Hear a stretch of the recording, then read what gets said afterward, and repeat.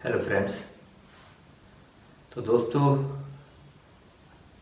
Welcome to RG classes. Again we will continue with our lecture on relays and contactors. Today हम इस पे discuss करेंगे release में। जब हम रिले को कोई रिप्लेस करना है या नया रिले कॉन्टैक्टर खरीदना है तो उसमें कौन से पॉइंट्स हैं जिसको हमने चेक करना है, जिससे हम मतलब वी विल स्पेसिफाई के व्हाट टाइप ऑफ रिले और कॉन्टैक्टर वी नीड। और इसके अलावा हम देखेंगे कि रिले कॉन्टैक्टर्स को अपने सर्किट्स में हम कैसे शो करते हैं। So let's first of all see when we are going to buy a new relay or a contactor, what are the points that we need to specify। so उसमें सबसे पहले हम जो रिले कॉन्टैक्टर्स हैं उसमें देखेंगे कि हाउ मेनी NONCs। एक बार फिर से अगर कहो तो मैं रिले कॉन्टैक्टर्स को एक बार आपसे फटाफट 2 मिनट में डिस्कस करता हूं दोबारा। रिले कॉन्टैक्टर होता है कि एक रिले होती है, ठीक है, A1 A2, एक कॉइल है, सॉरी। इस कॉइल को जैसे ही करंट मिलेगा तो यहां पर हमारे कुछ पॉइंट्स होंगे।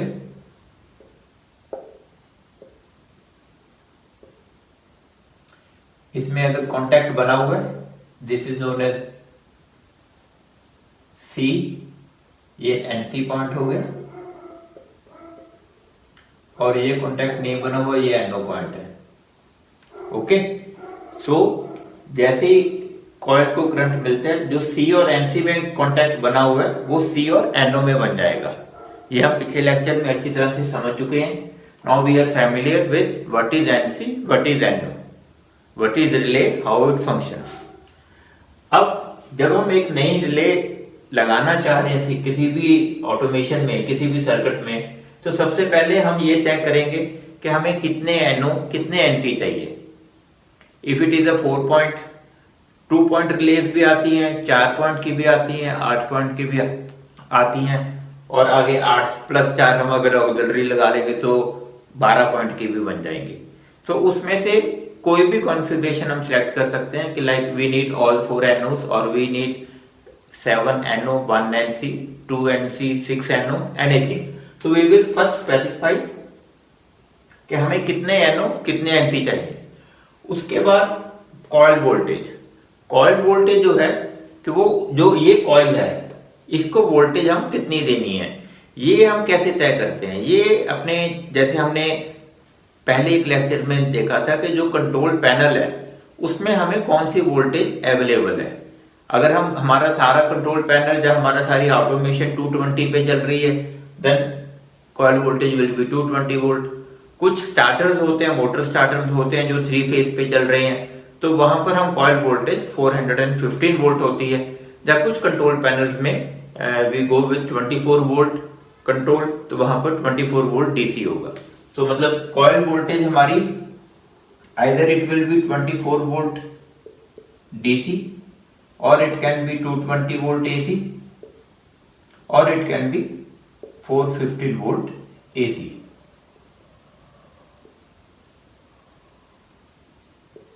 इसमें से हम तीनों में से एक सिलेक्ट कर लेंगे कि हाँ हमें कॉइल वोल्टेज से 220 वोल्ट चाहिए। उसके बाद आती है rating. Rating is very important. Rating of what? Rating of the contacts. ये जो कॉन्टैक्ट्स हैं इसमें से कितना करंट पास हो सकता है। अगर हम ये रिले को यूज कर रहे हैं as a control, as a control का मतलब हो गया कि इस रिले को हम यूज कर रहे हैं टू कंट्रोल अदर कॉइल्स। इस रिले को हम यूज कर रहे हैं to give output to some sensor. मतलब अगर हम इसे यूज कर रहे हैं to give output to some sensor, to some coil, to some another contactor, another temperature controller, तो वहां पर और लिमिट स्विच और प्रॉक्सिमिटी स्विच, तो ये सब में हमें करंट बहुत कम लगता है। तो this relay will be known as controlled relay. Controlled relay का जो एम्पियर्स होते हैं it can be 6 amperes, minimum हम 6 एम्पियर्स पे चलते हैं ज्यादातर, तो 6 एम्पियर्स का हम रेटिंग बन जाएगी, क्योंकि जितने भी ये पॉइंट्स हैं इनमें से मतलब जब हम व्हेन वी से 6 एम्पियर का मतलब है कि ये जो एक पॉइंट है, ठीक है,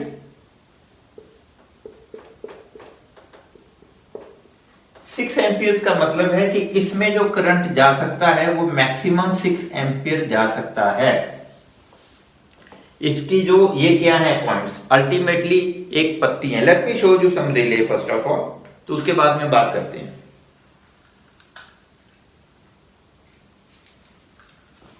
ये देखिए मेरे हाथ में कुछ रिलेज हैं। नाउ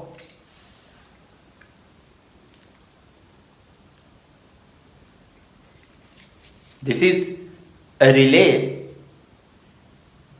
जिसमें this is a control relay, यहां पर सारा दिया होता है, कितनी वोल्टेज है क्या है ये सब अभी शायद कैमरे में नहीं दिखेगा, तो it is not very important to see at present, but मतलब कहने का ये है कि ये जो एक रिले है इसमें एक A1 A2 होगा, बाकी देयर आर 4 कॉन्टैक्ट्स, 4 C होंगे, 4 NC होंगे, 4 NO होंगे, और हर जो पॉइंट है वो 6 एम्पियर करंट ले सकता है, ठीक है। अब यही इसके अलावा ये रिले है, इसका मेरा बेस निकाला हुआ है। ये जो रिले है ये देखिए अब इसकी पत्तियां काफी मोटी हो गई हैं। ये जो रिले है दिस इज 10 एम्पियर्स रिले। अब इसमें हर point, this is a 4 point, वैसे ही 4 NC, 4 NO, 4 C, 4 3 या 12 और 2 लगे हुए हैं A1 A2 के लिए, क्लियर। सो इसमें अब जो हर पॉइंट है जैसे लाइक दिस एक जो ट्रिपलेट बना है उसमें से जो करंट जा सकता है वो इसके लिए इट इज अराउंड 10 एम्पियर्स। इसकी जो रेटिंग दी हुई है या इट इज रिटन 10 एम्पियर, तो 10 एम्पियर्स तक करंट ये ले सकती है। और ऐसे ही मेरे पास एक ये है कॉन्टैक्टर है, contactor is also nothing but A relay, लेकिन इसमें जो करंट रेटिंग है वो काफी हैवी होती है। अब ये देखिए इसमें क्या है कि ये हैं 3 पॉइंट्स, ये 3 पॉइंट्स हैं, वहां पर हमें NO NC और C तीनों होंगे। इसमें क्या है, ये जो 3 पॉइंट्स हैं these are basically NO points. जब कॉन्टैक्टर ऑन होगा ये कौन ऐसे दिखे, ये अंदर चला जाता है, जैसे ये नीचे इसकी इधर ये सारी कंट्रोल वोल्टेज है, जैसे ये कंट्रोल वोल्टेज है जहां पर आप देखेंगे रेटिंग लिखा हुआ है it is written as 220 volt 50 hertz.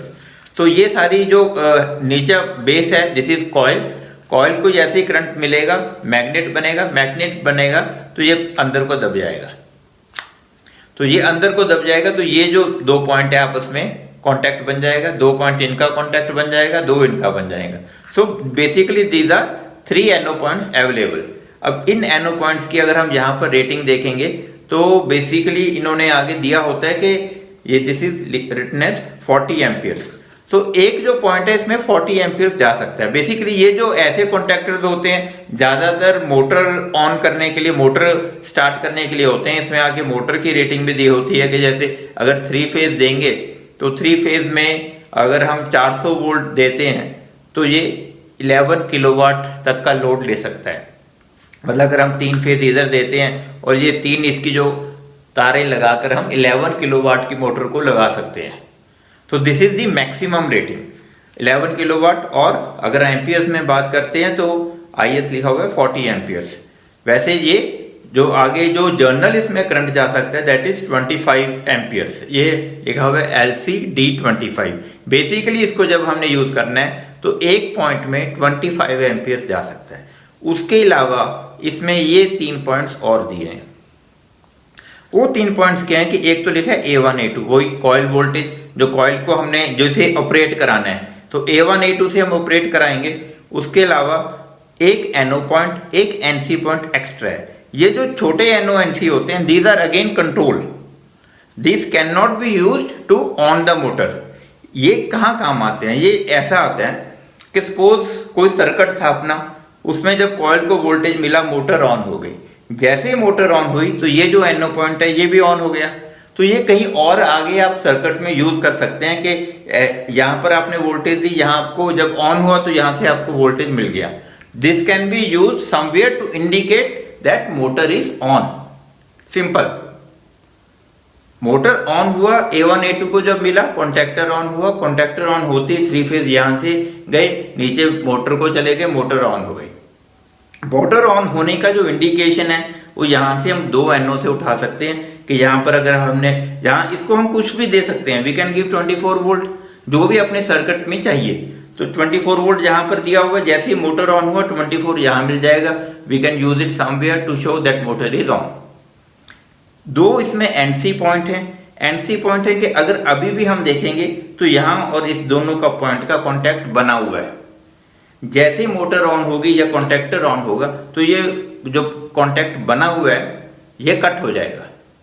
तो ये कट होने से हम कहीं पर इसको ये भी यूज हो जाएगा कि सपोज ये कहीं पर कॉन्टैक्टर ऐसा यूज हो रहा है जहां पर हमें आगे सिग्नल चाहिए कि जैसे ही ये कॉन्टैक्टर ऑन हो ये NC कट हो जाएगा, इसकी वोल्टेज कहीं और जा रही है, ये ऑन होगा वो ऑफ होगा।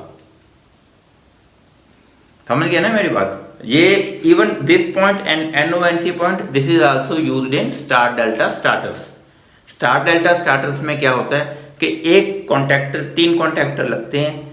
पहले जब स्टार में होता है तो 1 contactor and 3rd contactor on होते हैं। जब डेल्टा में जाता है तो 1 contactor and 2nd contactor on होते हैं। 2 और 3 कभी भी इकट्ठे नहीं हो सकते। तो वहां पर क्या होगा कि जब ये ऑन होगा तो इसका NC पॉइंट है ये ऑफ हो जाएगा, ये कॉन्टैक्ट नहीं बनेगा।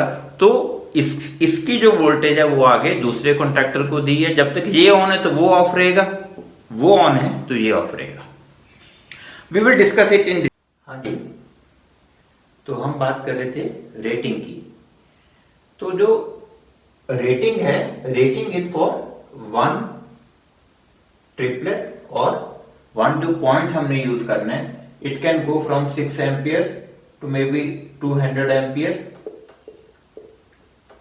कुछ भी रेटिंग हो सकती है कि कितना उस पत्ती में से करंट जा सकता है।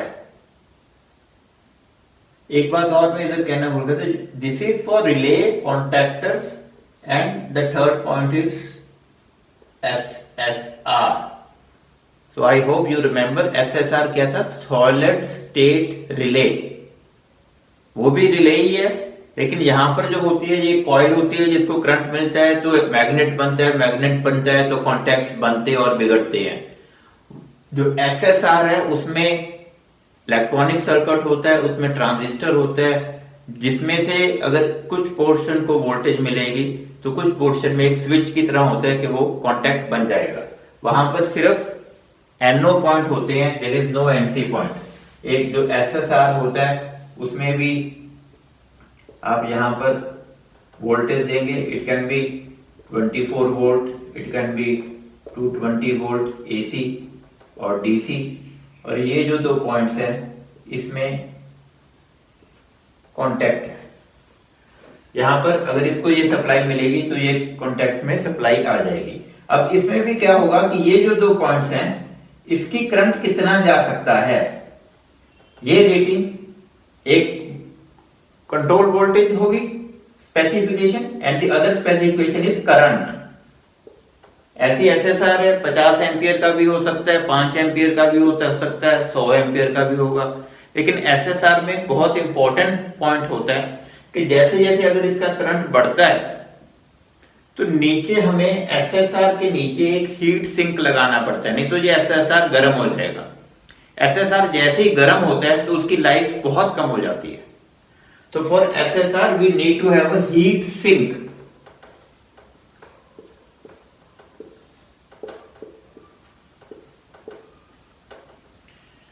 क्योंकि ये ऐसे इस तरीके से नहीं बना हुआ कि जो 2 पत्तियां जुड़ गई तो करंट जा रहा है। इसके अंदर बेसिकली एक ट्रांजिस्टर होता है कि इसमें यहां पर अगर हम वोल्टेज देंगे तो ये ट्रांजिस्टर ऐसे it will become a switch. तो विद इन दिस ट्रांजिस्टर ये जब यहां से करंट जाएगा तो सारा SSR बहुत गर्म हो जाएगा। तो इसलिए हमें हीट सिंक चाहिए for higher current. So contactors, relays, SSR, इनकी स्पेसिफिकेशन में वी नीड टू नो कि कितने एनओएनसी यूज होंगे, क्या कॉइल वोल्टेज चाहिए हमें, और क्या रेटिंग चाहिए। अगर हम रेटिंग, अगर सपोज हमें मालूम है कि एक सर्किट है, इसमें से 5 एम्पियर करंट जाएगा, अब 5 एम्पियर के लिए अगर हम 6 एम्पियर का कॉन्टैक्टर लगा देते हैं तो उसकी लाइफ हमें अच्छी नहीं मिलेगी, क्योंकि हर बार, अगर ये भी आगे डिपेंड करता है कि कॉन्टैक्टर कितनी बार ऑन ऑफ होगा। अगर आपका कुछ सर्किट ऐसा है कि वो 1 घंटे में 10 बार ऑन ऑफ हो रहा है, तो 10 बार उसमें से करंट एकदम लेगा छोड़ेगा, तो उसकी जो कॉन्टैक्ट पॉइंट है वो धीरे धीरे वीक हो जाएगा।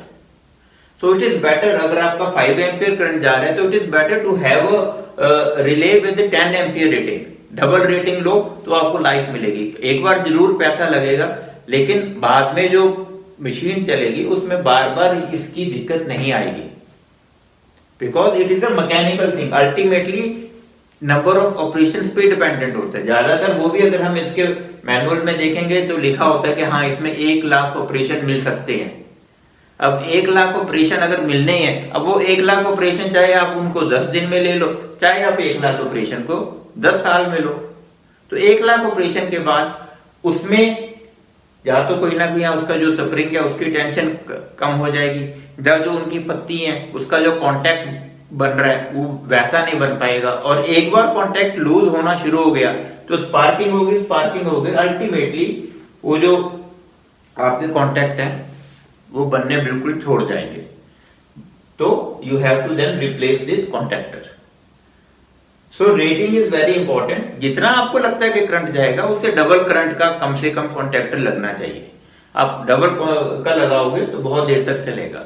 और अगर आपकी स्विचिंग बहुत ज्यादा है, बहुत फास्ट स्विचिंग है, या नंबर ऑफ ऑपरेशन बहुत ज्यादा है, then try to go into SSR.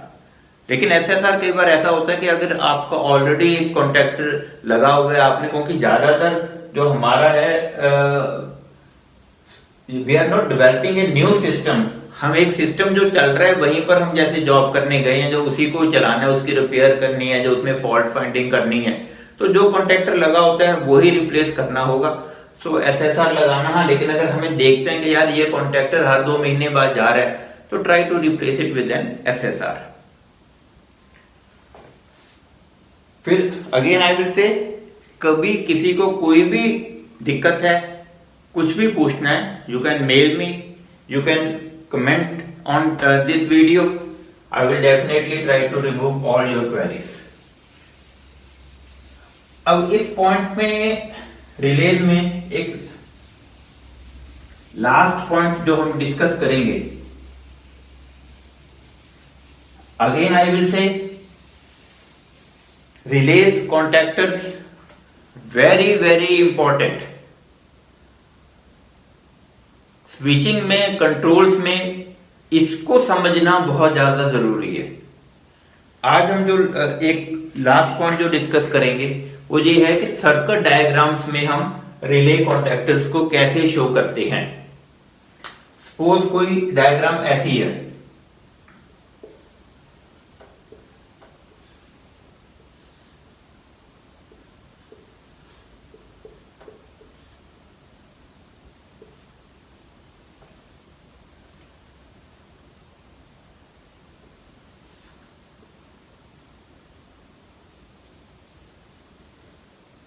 आप लगा लो, सेंसर है ये।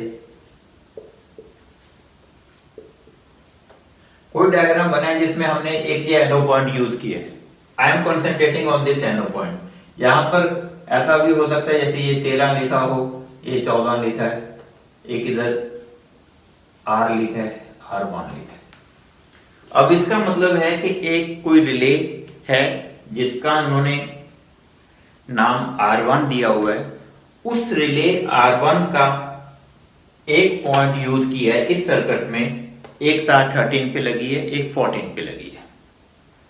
इससे सिर्फ इस डायग्राम से हमें ये पता चलता है कि जब ये रिले ऑन होगी तो यहां पर जो करंट है, अगर दिस इज लाइव, तो ये इस जो भी ये टी इज फॉर टाइमर, ये टाइमर ऑन हो जाएगा।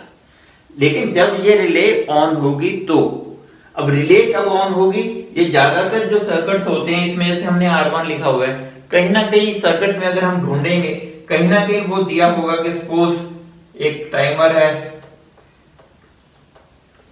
T है, उसका NO यूज करके अल्टीमेटली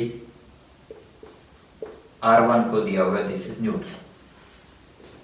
सो इसमें हम देख रहे हैं कि जो R1 है ये कब ऑन होगा, जब एक टाइमर है, इसका कुछ इसको हम बाद में डिस्कस करेंगे, जब मतलब R1 को जब सप्लाई मिलेगी तो R1 ऑन होगा। R1 के ऑन होते ही ये 13-14 कॉन्टैक्ट बन जाएगा, इसके बनने से ये अगला वाला चल जाएगा।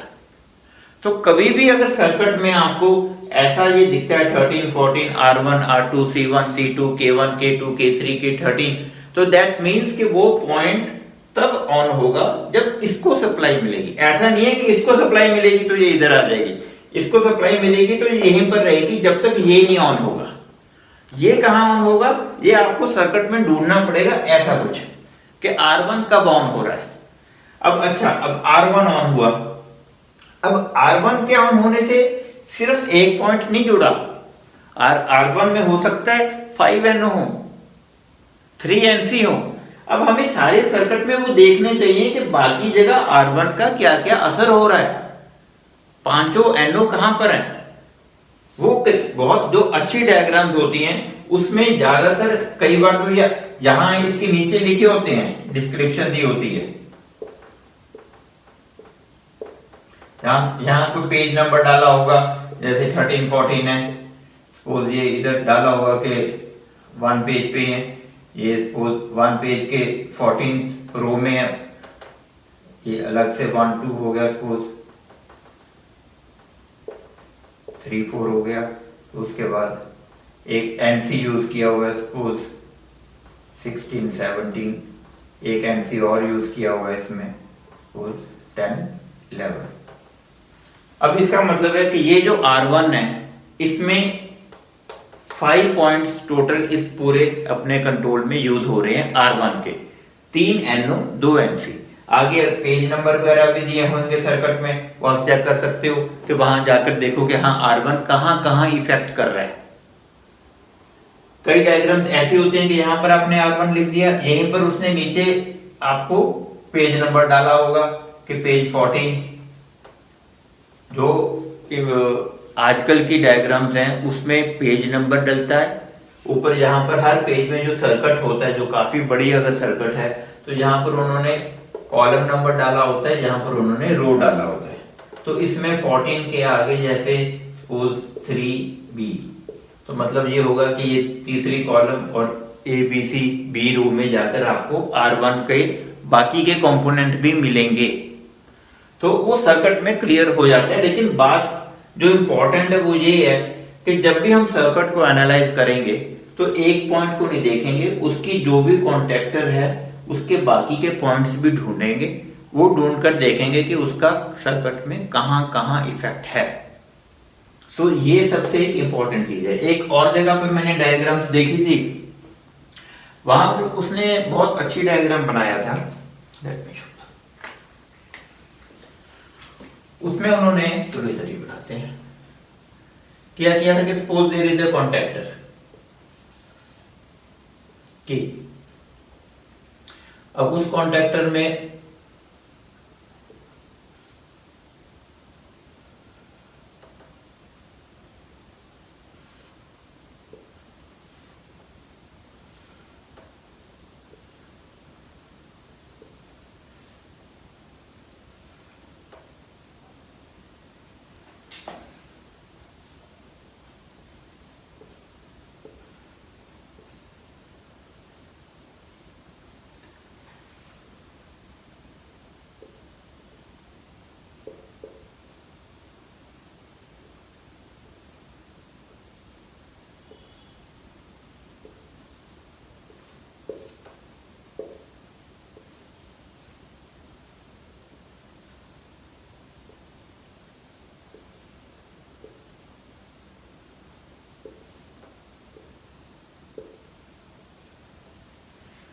ये एक डायग्राम बना है।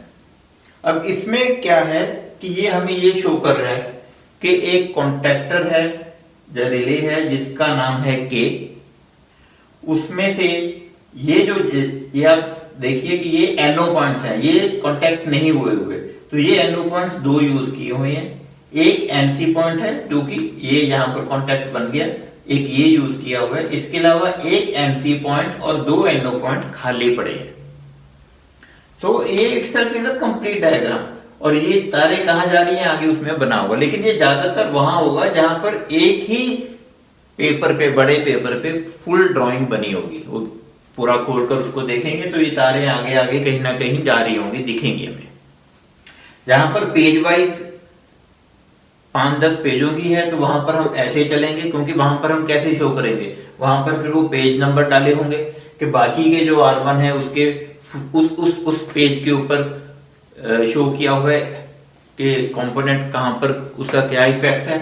ऐसी जो एक बड़ी डायग्राम होती है उसमें ये होता है, इसमें थोड़ा इजी रहता है कि हमें सभी कुछ दिख जाता है कि एक कॉन्ट्रैक्टर है उसके कितने पॉइंट यूज किए हुए हैं, कितने खाली पड़े हैं, जो पॉइंट यूज किए हैं NO करे हैं या NC करे हैं और कहां लगे हुए हैं। सो सर्किट जब डायग्राम समझने वाली बात है तो इस तरीके से आपको डायग्राम समझ आने लगेगी। अब इसमें एक और इंपॉर्टेंट आपको मैं बात बताता हूं, लास्ट पॉइंट है इस लेक्चर का, कि सपोज ये कॉन्ट्रैक्टर खराब हो गया। खराब हो गया का क्या मतलब है कि कॉन्ट्रैक्टर जो खराब है वो क्या खराब होते हैं उसमें। एक तो सिंपल है कि कॉइल खराब हो गई। अगर कॉइल खराब होगी then we have to replace the coil और द कॉन्ट्रैक्टर। ज्यादातर क्या होता है कि कॉइल जो होती है अकेली कॉइल ही 400-500 रुपए की आएगी, जो कॉन्ट्रैक्टर है वो पूरा 800 का आ जाएगा। तो इट इज बेटर कि कॉन्ट्रैक्टर ही खरीदो। सो अगर कॉइल खराब है तो वी हैव नो चॉइस, हमें कॉइल को रिप्लेस करना है, जब पूरा कॉन्ट्रैक्टर नया डाल देंगे। लेकिन अगर ज्यादातर कॉइल खराब जल्दी नहीं होती, कॉइल ठीक है, लेकिन हम फिर भी देख रहे हैं कि ये जो पॉइंट है R1 ऑन हो गया, यहां पर सप्लाई है बट मुझे सप्लाई यहां नहीं मिल रही।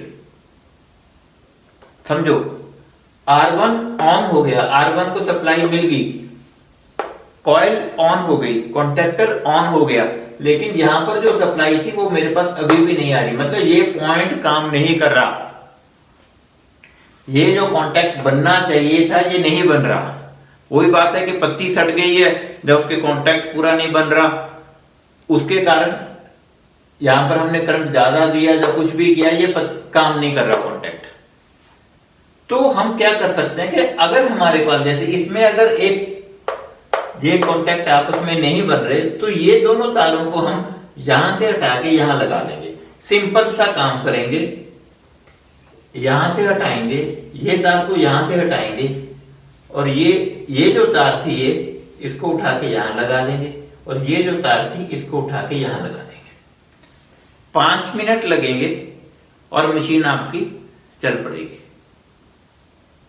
पैसा भी नहीं लगा, कॉन्ट्रैक्टर में एक पॉइंट खाली पड़ा था वो हमने यूज कर लिया। लेकिन इसमें सबसे ज्यादा पॉइंट ये है, ये ढूंढना कि हाँ ये खराब था। टेक्निक वही काम, अल्टीमेटली उसी पे हमने जाना है कि हम फॉल्ट फाइंडिंग कर पाए। तो फॉल्ट फाइंडिंग के लिए हमें सब सर्किट समझने पड़ेंगे। हमें समझना पड़ेगा कि ये जो यहां से अगर था, ये जो पॉइंट कहां पे जा रहा था, क्या ये किसको ऑन कर रहा था। देखा ये ऑन नहीं हो रहा, फिर देखा कि कॉन्ट्रैक्टर ऑन हो रहा है, हाँ हो रहा है, ऊपर सप्लाई आ रही है, लेकिन नीचे नहीं सप्लाई आ रही। अब ऊपर आके नीचे नहीं आ रही, कॉन्ट्रैक्टर ऑन होने के ऊपर भी, दैट मीन्स कि ये पत्ती काम नहीं कर रही। जैसे मैंने आपको अभी ये दिखाया था, ये कॉन्ट्रैक्टर है, मैंने यहाँ पे सप्लाई दे दी, ये ऑन हो गया ऐसे, लेकिन नीचे मेरे पास सप्लाई नहीं आ रही। ऑन होने के बाद भी अगर सप्लाई नहीं आ रही यहाँ पे और ऊपर है सप्लाई, तो इट इज सिंपल कि ये पॉइंट काम नहीं कर रहा। आपका कॉन्ट्रैक्टर ऑन हो रहा है लेकिन फिर भी सप्लाई, जो ये कॉन्टैक्ट से NO के कॉन्टैक्ट इस वाले बन नहीं रहे। अगर कुछ सेकंड फ्री है तो वहां यूज होगा, अगर सभी लगे हुए हैं then again we have to replace. Contractor थोड़े रिपेयर भी हो जाते हैं, बाजार में उसकी पत्ती भी मिल जाती है, लेकिन वो it is better to replace, क्योंकि अगर एक उसका कॉन्टैक्ट खराब हुआ है तो धीरे धीरे दूसरा भी होगा, तीसरा भी होगा, उसकी लाइफ समझ लो पूरी हो चली है। क्लियर है? ये जो रिलेज कॉन्टैक्टर्स के ऊपर 2 लेक्चर्स दिए हैं मैंने। दोनों लेक्चर्स को 2-3 बार आप देखो, समझो, क्योंकि जो ये NONC का कॉन्सेप्ट है, रिलेज का ऑन होने का कॉन्सेप्ट है, ये बहुत जगह यूज होगा, ये हर जगह यूज होगा। कोई भी डायग्राम आप उठाओगे तो आपको ये दिखेंगे। हाँ, एक इसमें एक लास्ट पॉइंट, सॉरी मैं आई फॉरगॉट, इसमें कई बार ये NO पॉइंट है, कई बार तो ऐसे शो करते हैं और NC को हम ऐसे शो कर देते हैं। यही जब अगर हम PLC की डायग्राम देखेंगे, जब हम PLC में जाएंगे तो NO को ऐसे शो करते हैं और NC को ऐसे शो करते हैं। This is the notation used in a PLC drawing. PLC का अगर सर्किट देखेंगे, कोई PLC है उसमें उसका हमें सर्किट मिला हुआ है तो वो ऐसे होगा। वैसे PLC के सर्किट कोई भी मशीन मैन्युफैक्चरर देता नहीं है कि उसके अंदर क्या उसने डाटा रखा हुआ है, वो तभी हमें मिलेगा जब हम खुद डिजाइन की हुई है PLC, अपने पास अपना सर्किट है, देन वी कैन सी, उसमें ऐसा देखने को हमें मिलेगा। लेकिन आजकल PLC काफी, वो भी देखते हैं आगे जाके, वो भी उनको भी डिस्कस करेंगे। PLCs आती हैं, जैसे Zen आती है कि उसमें ऊपर स्क्रीन में ही सर्किट दिखता रहता है। You can do monitoring also, you can do changes, a little bit of changes on the PLC itself. सब बहुत इजी है, कॉन्सेप्ट्स क्लियर होने चाहिए and we will definitely do it. So guys, hope you have understood. आज के लिए इतना ही काफी है। We will continue again on a new chapter, on a new topic. Bye bye.